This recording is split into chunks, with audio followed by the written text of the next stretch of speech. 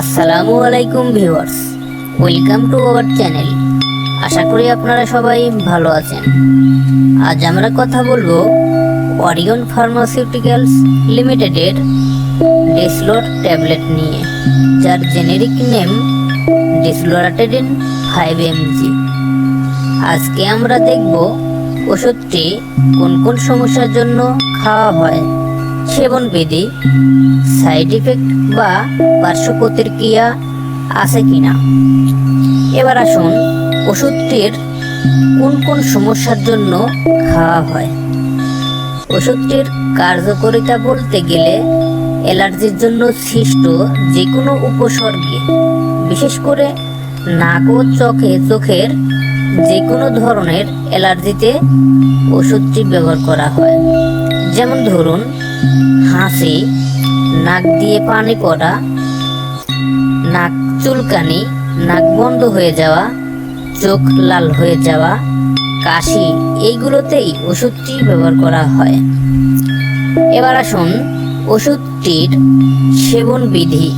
সেবনবিধি বলতে গেলে বিশেষ করে প্রাপ্ত বয়সের ক্ষেত্রে যাদের 12 বছরের উপরে প্রতিদিন একটি করে সেবন করতে হবে। এবার আসুন ওষুধটির পার্শ্ব প্রতিক্রিয়া বা সাইড ইফেক্ট আছে কিনা। মুখ শুকিয়ে যেতে পারে, বমি বমি ভাব হতে পারে, মাথা ঝিমঝিম হতে পারে এবং গর্ভাবস্থায় ও স্তন্যদানকালে এটা খুবই প্রয়োজন না হলে খাওয়া